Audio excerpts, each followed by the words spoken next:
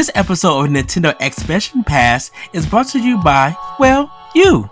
If you want to learn how to support our family of podcasts, head over to patreon.com/bossrushmedia or search for us on the Patreon app on your smart device.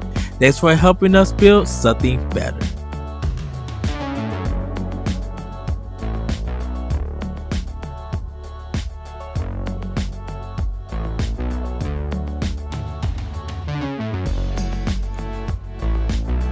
Hello everybody, welcome to Ranking Nintendo here on Boss Rush Games. I'm your host, the Enlightened Excited ADV. Joining me is the wise Wrestle Knight, Mr. Josh Martinez. Hello, good sir.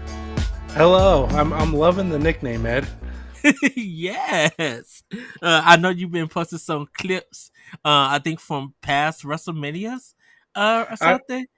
I've been doing them all. I watched this one from 2006 last night where John Cena's never been a bad guy, but he was a Mhm. bad guy on this one because he came in front of a crowd that had all kinds of chants that were not appropriate for this podcast, and he threw his shirt into the audience and they threw it right back at him. It was crazy environment. Oh, oh wow. Is Oh. ECW pay per view when John Cena and Rob Van Dam, and man, that was nuts. That was a fun it was a fun atmosphere, and I don't think I've ever seen John Cena look like that. He was like not expecting that.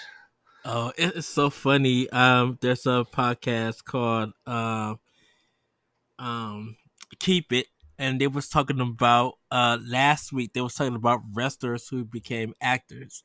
And so they mentioned John Cena, The Rock, Batista. And I gotta say, out of all of them, Batista and John Cena kind of give a run for their money for each of them. Like The Rock is good. Steve Austin, he does some low budget kind of films, but like he's not too bad in films. Uh Right. No, and so what I think is The Rock is your big draw. You put The Rock in any movie, everybody will come see it just because his name's on it. I think Batista's the better actor. He's got because The Rock's playing the same character in every movie he's in, but Batista, I mean, he's Drax in Guardians of the Galaxy. He'll hop over and be in some horror movies. He'll do some other comedy stuff. Like Mhm. he's just very well round. And I mean, Cena's coming into his own when he played Peacemaker.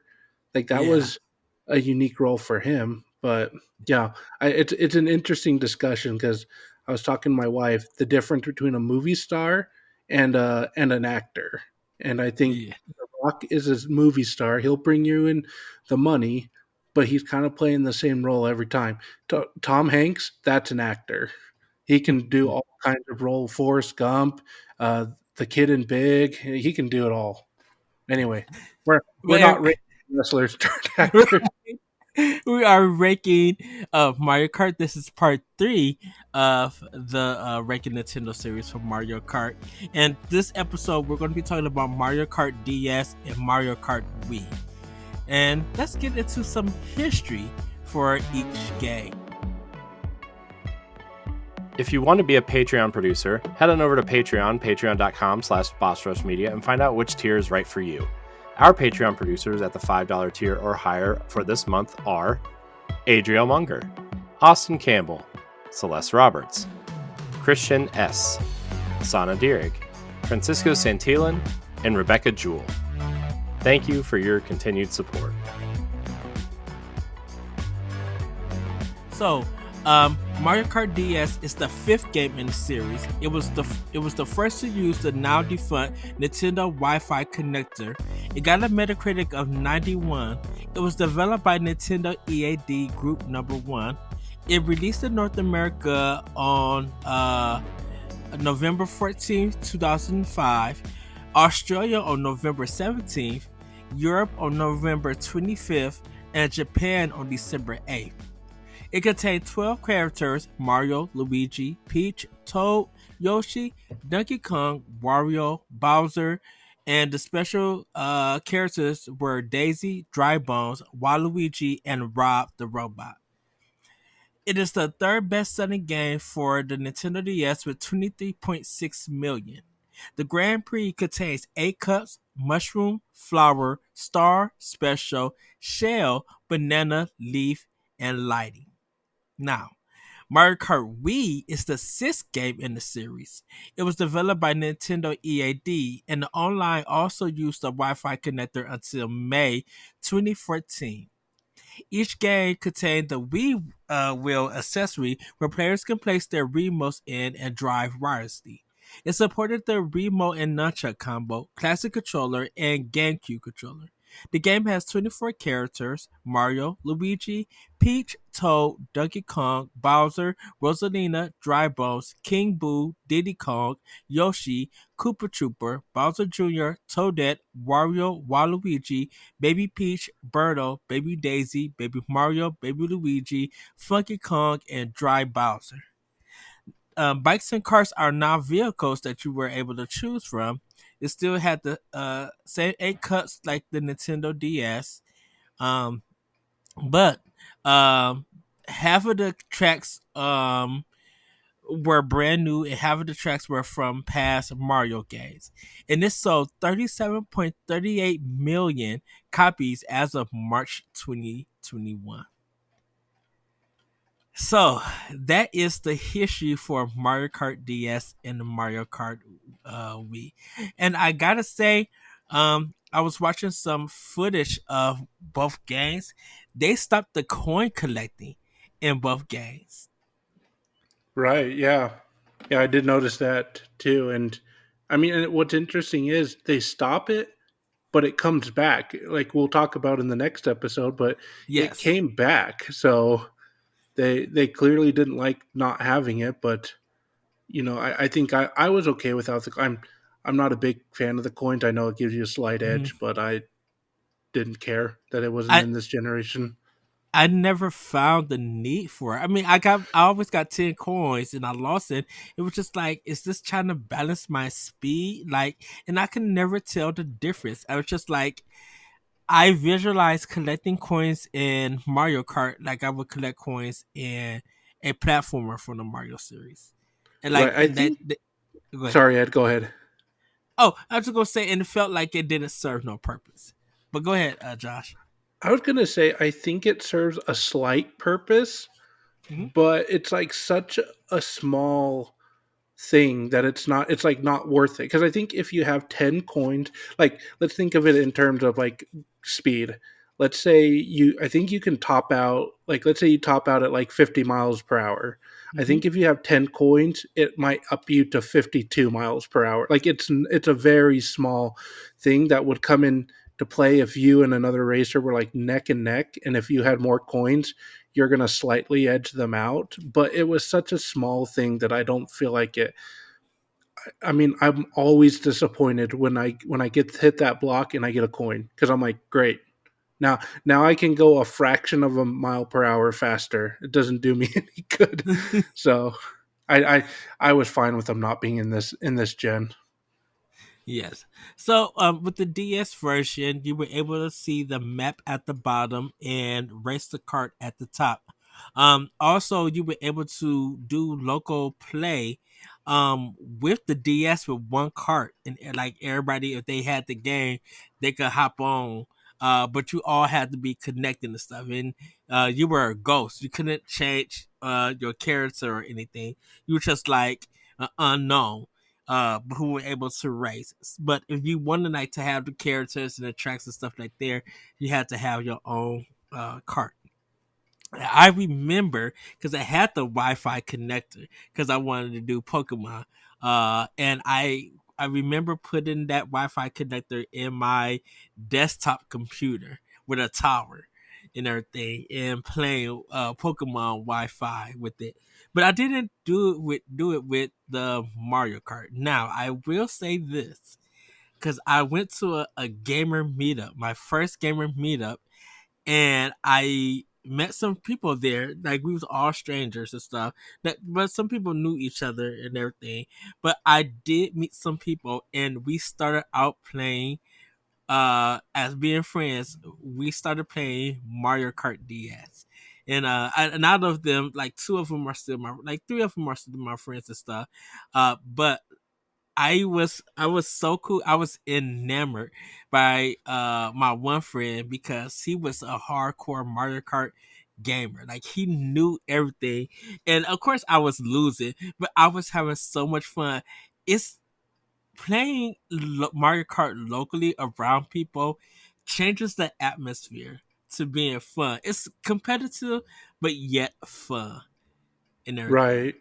Yeah, and that was something I loved. I loved that you could do this. I believe it was if you didn't have the console, you had a shy guy. That was your character. Yeah. Like it was something. It was super minimal. But the fact that you didn't have to have the game to play along, even if you had like a very pared down version of it was super cool to do that. And I remember, you know, um, when I was in high, because this game came out, let's see, 2005. I was like in middle school, but this one, I feel like this one was around for a long time because I played Mhm. it for like into high school, early part of college. I think before the 3DS one came out, but I remember sitting on the couch playing with my little sister. She would have the I let her have the cartridge because she wanted to pick whoever she wanted, and I would just race a shy guy. But the fact that we could just sit in the same room, play together, and we didn't have to have two cartridges. Yeah. That was so cool to me, and we could be there in real time. Like I could, we could be trash talking, we could be laughing, having fun with it. It just was that was such a cool feature of it, and I loved that you could do that and not have to buy. I mean, Nintendo can be infamous for milking us for money, but Yeah. this was a case that they didn't, and I'm so glad that they didn't. Yes. Um. So the game did have five single player modes: Game Pre, Time Trial, Versus Battle, and Mission. And you still had 50, 100, and 150. And also there was a mirror mode that could be unlocked once you beat all of 150 and everything. Um, there had a new thing called Shine Runners, and then Shine Runners, the player must collect Shine Sprites, the object from Super Mario Sunshine. The player can attack other races to take away a Shine Sprite from them, and races with the fewest Shine Sprites are eliminated from the game over time. If only CPU players remain, the game ends immediately, and the results are randomized. Um, Mission mode. Mario Kart DS is the first and only game in the series to offer this game mode. In mission mode, the player must complete missions, each with objectives that range from collecting coins to attacking enemies. In each mission, the player controls a pre-specific character. There are 7 levels with 8 missions in each. After completing each mission, the player's performance is given a grade of stars, 3, 2, or 1, or letters A, B, or C. After all the 8 missions in the level are complete, the player must complete a boss mission to advance the next level. Once the first 6 levels are complete and the rank of at least 1 star has been obtained on every mission, the 7th level is unlocked. Now, if you think of Shine Runners, that's kind of almost what we have like in Fortnite, in a sense. You know, where you're like eliminating players over time and stuff. So the Royale games of Right, today. Uh, I I know I've never played those like the multiplayer stuff. I never played unless I was racing with somebody, like another human. right. Yeah, I mean, Shine mode. I think I played it every now and then because ever since the N64, I did enjoy the battle modes where you had the balloons and you would try and shoot each other and all that. And I think this was this game's version of that, or at least a variation of it. And I mean, it was okay, but it was I did have fun doing it every now and then, but it wasn't what I came to play for. I mean, the racing's always been what I really enjoy, but the one that I thought is really cool I had totally forgotten about is that mission mode. I mean, the only other game I see that really does that, Super Hmm. Smash Brothers, and Yeah. it's what keeps me involved on a single player basis, so I don't get bored just fighting the whole time. Whether it's like the adventure mode or just the straight mission mode, like having those things. Melee had a lot of fun missions, and I think Yes. Melee came out in like '01. So this game came out like 4 years later. So they're probably trying to ride that success because Brawl didn't come out until 2008, 3 years after this. So this is, if they're taking inspiration from Super Smash Brothers, it's Melee that they're taking it from. And I mean, I had fun with them. I don't think I ever completed all of them, but they were fun. I do enjoy missions on games. I just beat Kid Icarus Uprising on the 3DS, and they have several, like a mission mode as well, that you can do certain things in your levels to unlock a picture very similar to Super Smash Brothers. But yeah, I like the mission mode in this, and this was pretty fun. But that's just my unique approach. I do enjoy doing things like that. Now, I will say, um, about Mario Kart DS, as much as I enjoyed it, it really became forgettable for me. And I'm not saying that try to be say that it's bad or anything, but I think it didn't have its hooks in me like some of the other games, and I think it's because it was on an handheld game. A handheld system, and there's something because I feel like when I play Mario Kart games, yes, I am here for fun, and Mario Kart DS is fun. But sometimes there's times I just want to relax. It's just like literally drive and don't care what place I get in. And it just felt like I think because of the control being so close and being on my hands like that, when I got to look at the screen and everything, it just felt weird to me in a sense. Yeah, Not a bad game. Oh, go ahead. I was gonna say I totally get that because I typically, if you ask me to pick a Mario Kart game, I tend to prefer the ones on the console and on the Mm-hmm. TV. But for me, and I think this is where we're going to deviate a bit. This might be where we don't have lockstep agreement, Ed. But I really liked this game, and I could play this game for hours. I would relax out to it, and it might just be where I was in my life. I was in high Uh school. huh. I'd want to just go hang out in my room. I shared with my brothers, so I would just kind of go chill on my bed. Put the pillow against the wall, just propped up, and I could just play this game for like hours. And I did. Like I just this was a time in my life where I quote unquote thought I was too cool for video games. But this was a game I played religiously regardless of that. So this game really had it in me. And I think what it is about it is it's when I was watching the a YouTube video on this. This is really Mario Kart at its like essence. There's not a lot of Yes. gimmicks in this. There's no crazy wheel. There's no double dash. There's nothing weird. This is just Mario Kart. You race. There's minimal customization, and you just race and have fun. And that's what really stood out to me about it. And I think that might Mhm. be because of that time period where I was at in my life. I didn't want to get into the gimmicks. I didn't want to do all this kind of stuff. I just wanted to sit down, push the A button, and go. And I also remember this: the DS didn't have a joystick. You had to do this on the D Yes. pad. And Yes. I don't know how I did it back then, but it didn't bother me. I loved it. And this one, I have very fond memories of this one. And I think it's the simplicity of it that really Mhm. stuck it out to me. And like I said, and I'm not knocking it. I think it was because definitely around that time with me working and going to school and stuff. It's I think when I got into Phoenix Wright and the Elite Beat Agents and Hotel Dust and games like that, I think my direction in handheld gaming was changing because I was playing genres that I've never got into. I've never played a adventure game or a text game like Phoenix Wright. I never was into mysteries in games like Hotel Dust and everything because that was just stuff that wasn't on console. Like you could find it on PC, but I wasn't a PC player. And so when it came to Mario Kart, definitely while I still had my copy of Double Dash on my GameCube that I could just pop in and have fun. I think it's just my gaming tastes were changing. But I was able to buy my own games. So I was at GameStop or EB Games or wherever I bought it from.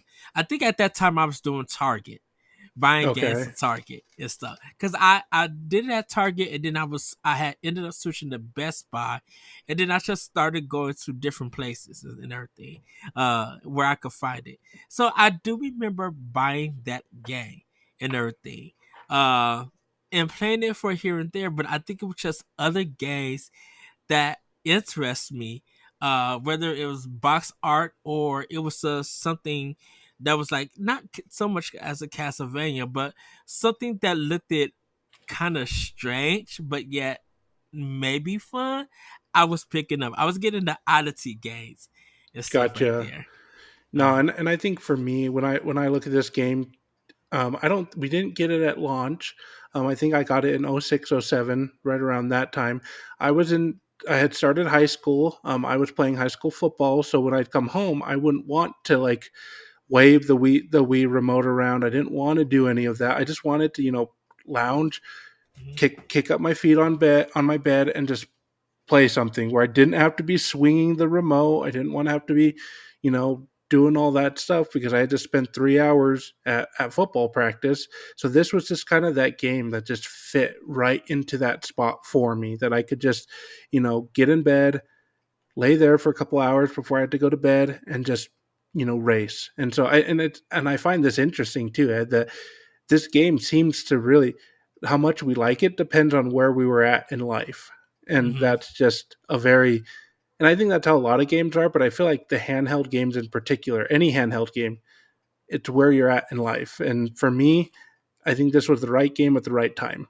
Maybe if this one came a little bit later, it would be forgettable. But for me, it was one that it's it's always been one of my favorites of the series. Yeah, and I don't have no problem with the tracks. I didn't have a problem with the players. I liked the way that it played. It was fun and fast, which is I think other games just took the time. But we, oh goodness, Mario Kart Wii. Okay, so I did not buy this game. I did play it because my cousin came over and she installed it in my Wii. Not installed it, but like, well, yeah, because I think it had updates or something. Whatever what was going on with it. Um, she had the wheel. I played it with the Wiimote, and I did have my GameCube controller, so I did plug in my game controllers and play it that way. But I did try it without the wheel and everything. And this may be the worst way to play it. Not the worst Mario Kart, but the worst idea of playing this game because I was just sliding all around like I was on ice. Yeah, this one, it's interesting because I watched it on YouTube Hmm. and I'm like, oh, this was like these are some great you know, as we come out of the DS one, I think this generation had some of the best courses of the series and still does to this day, both on the DS and the Wii. But this Wii version is a great game Hmm. stuck behind some very crappy controls. It just is so hard to get into. I mean, watching these courses, I'm like, oh, these look so much fun. But it's like, but it doesn't matter if you can't get going. If you keep, Yeah.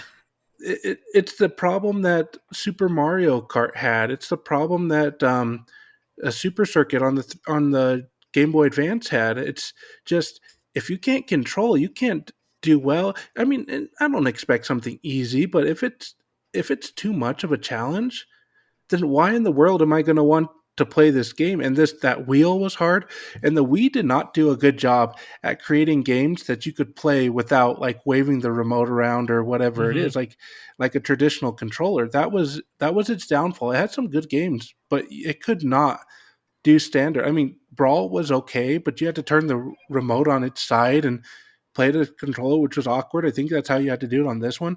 It's a good game stuck behind some very bad controls. Yeah, and that's the thing about it. Like the game is not bad. It was just the controls, and it's just like yes. Even though I had to play with my GameCube and everything, just to maintain it. I think it was just over sensitive, or I couldn't adjust to it. Now I will say like I do like the nunchuck and the remote and stuff, and like turning it to the side, like playing that old NES kind of style. That's good for games like Metroid Other M or some of the virtual console stuff. Like it's good for that. But to be like this sixth gen game and it's playing like, of course Nintendo knows that it's gonna be cool because everybody imagine where if I'm controlling the game kind of like with my hand and stuff, and we're doing a sword fight and they got all these ideas, I should be able to drive a car. But not everybody could play a game like that. There isn't there. I don't. If the Wii Wheel came out very early before Mario Kart, and there was a lot of driving games for people to get accustomed to, then I could see how Nintendo could learn from all those other games and then put that in Mario Kart and make it better. And don't forget, Mario Kart Wii isn't a bad game per se. As for the levels and everything, we're just talking about the gameplay because of the Wii Wheel and everything. Like it all changes once you plug in a controller. It feels Hmm. like normal Mario Kart. You got more control, but because you're trying to do this, don't forget, not kids can't drive actual cars. You know, playing in bumper cars is different than actually driving. You know, you don't see kids uh doing being in an actual cart and stuff. Now, Power Wheels are different, but Power Wheels has a limited speed of like 10 to 15 miles per hour. So they're not like going fast and they're not, jumping over ramps and stuff and everything. So I understand going for the immersion of Mario Kart Wii.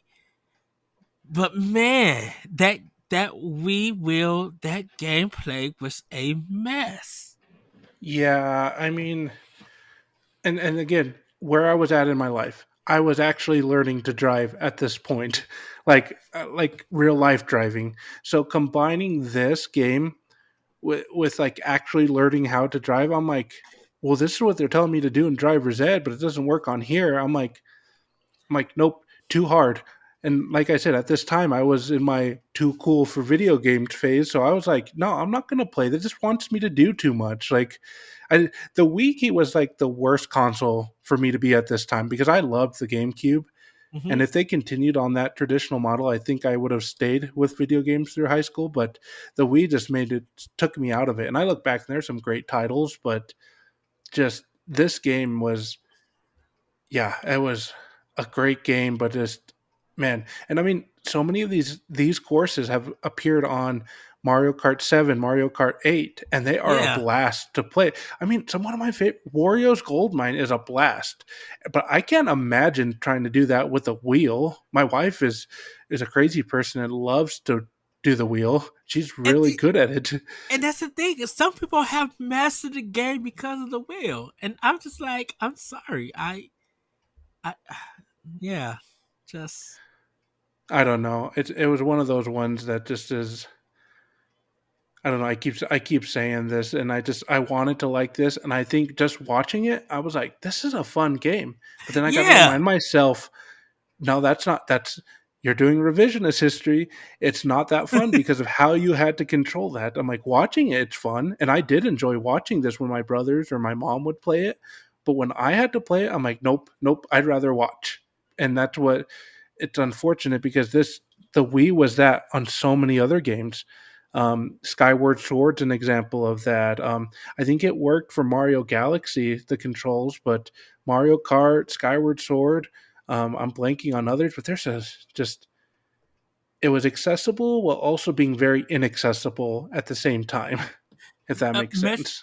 Metroid Prime 3 Corruption is a great example on how to use the remote. I like pressing the doors, moving around, like doing the first person. Like they had ideas and everything. And I think with the Wii, We got our ranking Nintendo for the Nintendo hardware stuff, so you guys can check it out and our thoughts on the Wii. I do enjoy the Wii. I still love it. It's not my favorite system like Wii U, GameCube, and Switch is, but I love that Nintendo being innovative. I definitely think out of all the systems and their designs, I think the Wii is a beautiful design system. You know, definitely at night and you see that blue light coming, or you just look, because I had the black one. Oh no, actually I had both of them. I had the black and the white one, and just putting that the system into that stand and having that nice mountain kind of curve look to it, but Mm-hmm. beautiful. There are some great games on it. I don't mind the fighting in Skyward Sword. I didn't mind Mario Galaxy and stuff like that. But I think when you're playing a fast action paced game like Mario Kart, you need more control. I think if the handling was better, it may be a higher ranking because we haven't ranked these two yet. We're about to get into that right now. Um, Mm-hmm.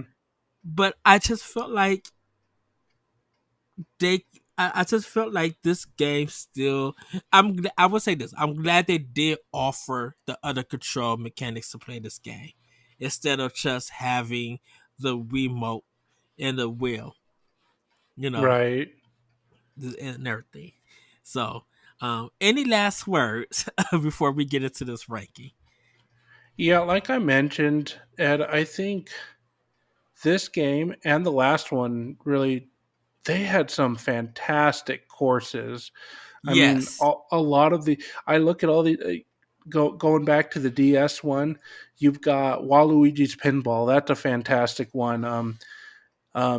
Luigi's Mansion with those walking trees. That was a blast. They just had a lot of fun ones. TikTok Clock, I loved that one. Airship Fortress. Um, Honestly, the DS one is the first time we really got to experience the zero get gravity Hmm. experience prior to before we actually got to do it in eight. Like because you were doing loops on the Rainbow Road, like you would hit Yes. that speed pad and you were doing like a loop where you're doing a corkscrew. And that, I remember thinking on the DS that was so cool to see that, to be able to do that. And I mean, then come fast forward to Mario Kart 8, and that they're doing that all the time, and it's still just as cool. But and then going over to the Wii, um, Coconut Mall is always a popular one. Grumble Volcano was a cool one where the volcano Yes. erupts and like the course is falling apart as each lap goes on, the course is falling apart. Um, I think with both games, but Mario Kart Wii in particular, these courses felt alive. Things were happening. People were Hmm. like I mean, Coconut Mall, you had the cars driving in the parking lot you had to dodge. Like I mentioned, Grumble Volcano, you're dodging like fireballs while the course is falling apart. Wario's Gold Mine had bats flying everywhere and mine carts going. These courses just felt like they were alive and that they were just doing it wasn't just like a stationary track, like you were driving through um like an actual gold mine, or you're driving it around an active volcano. Like this game really captured that. And I remember watching these courses. I'm like, oh, another one I totally forgot, Koopa Cape, where you would go into the pipe and you were Uh huh. underwater. Yeah, so these courses were just so good, like both of these. I think up until honestly eight, I think these two games had some of the best courses, like the most really good courses out of all the other games. Okay. Well, Josh, it is time to rank these two games. So just to remind everybody, our ranking is number 4, Super Mario Kart, number 3, Mario Kart Super Circuit, number 2, Mario Kart 64, and number 1, Mario Kart Double Dash.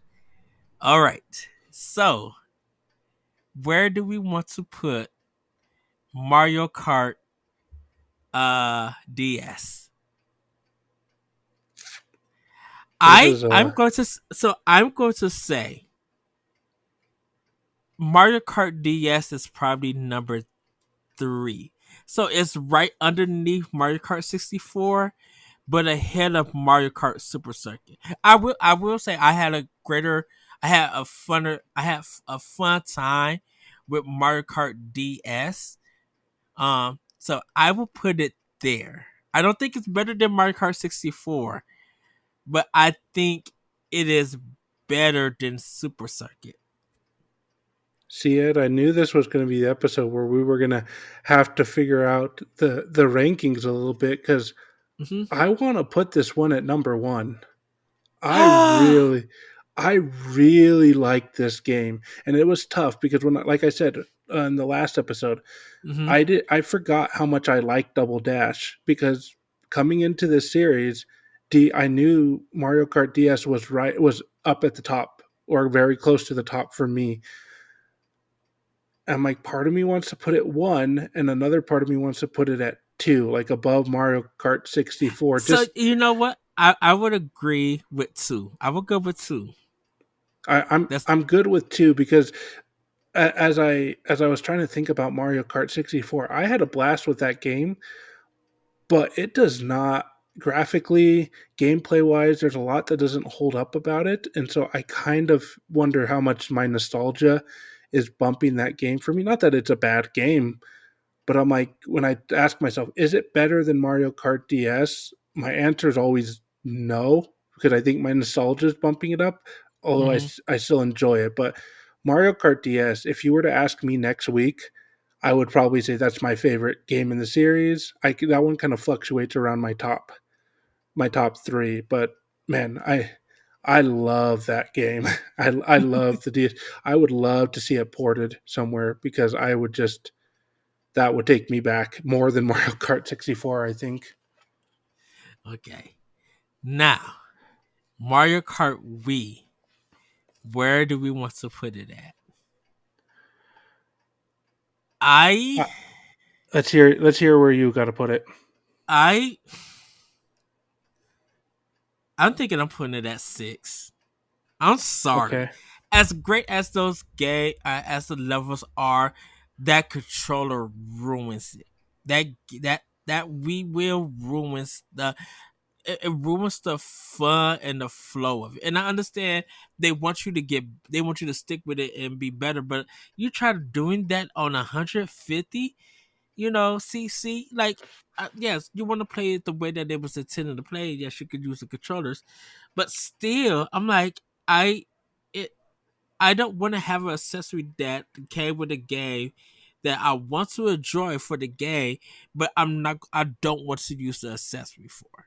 You know? Well, and when they design it in a way that you're supposed to use the wheel, like that's the definitive way to play it. Like that's how Mm-hmm. it was created to play. It's like if you go and ask somebody who plays Twilight Princess and they play it on the Wii, that's not how it was meant to be played. It was ported over so that you could play it on the Wii, but the GameCube Yes. at that time was the way it was designed. I mean, you could make an argument same thing with Breath of the Wild. That was developed for the Wii U and just happened to be a crossover with the Switch.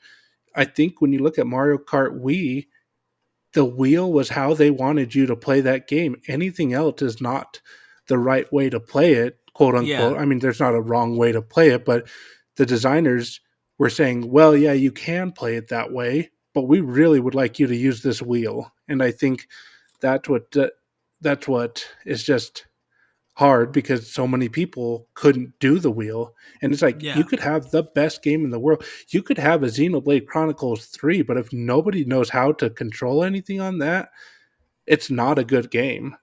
And this one's so tough for me, Ed, because it is really low on there because of the controls, and I just have a hard time because I think, man, this game could have been so good if you just didn't screw up these controls.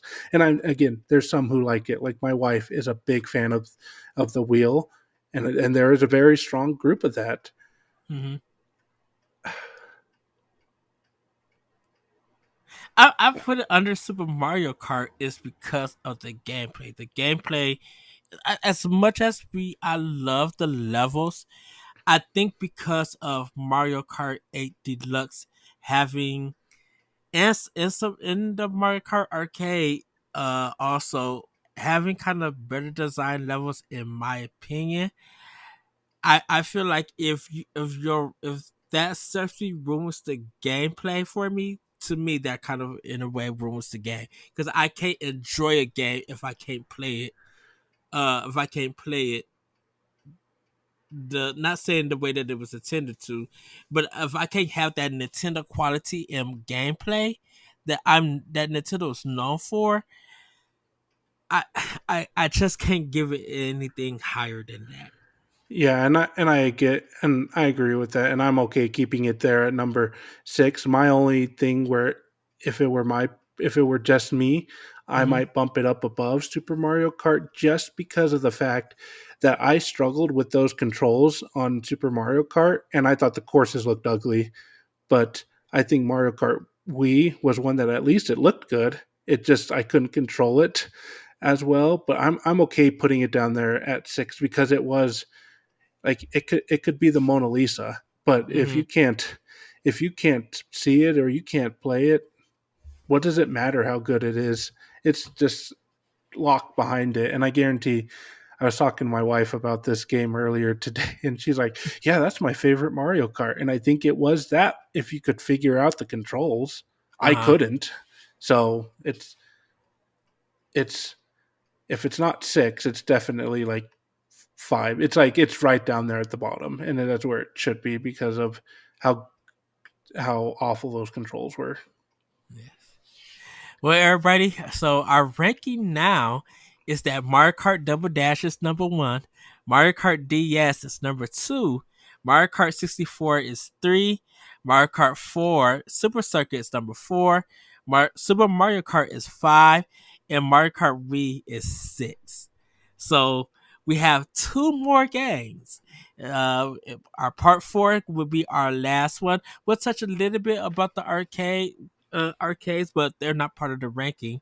So we're going to be talking about for our next ranking Mario Kart 7 on the 3DS and Mario Kart 8 slash Deluxe for Wii U Switch. Oh, are you ready for that one, Josh? That's going to be a weird one because of I'm kind of split on those two games. It was an Ooh. interesting gen for it. I mean, on the one hand, you got the Wii U's greatest game of all time according to sales numbers, Mm-hmm. and then on the other hand, you got a game that'll be fun to discuss in Mario Kart 7. So, well, I'll save some of that for our next episode, but that's going to be a fun one to discuss. Yes. Well, everybody, that's going to be it for Nintendo Power Block Expansion Pass Ranking Nintendo. Josh, I want to thank you for joining me on this episode. Everybody, our next episode will be our final one for Ranking Mario Kart. With that, everybody, have a great week, have a great weekend, and we'll see you next time on Ranking Nintendo. Bye, everybody. See you later. Nintendo Expansion Pass is part of Nintendo Power Block and is a product of Boss Rush Media LLC. The show is recorded from our headquarters in Akron, Ohio, and is hosted by me, Edward Varnell. My co-host is Corey Deary. You can find Corey at I am Corey at HD on Twitter and Instagram, as well as hosting the Boss Rush Podcast and Tower Casuals, the Destiny Podcast. Follow Expansion Pass as part of Nintendo Power Block and on all social media platforms at Power Block Podcast. You can also follow Boss Rush Media and Boss Rush Network on all major social media platforms. Join the Boss Rush Network Discord and Facebook groups to interact with other friends and fans. Thanks for listening, and we'll see you next time.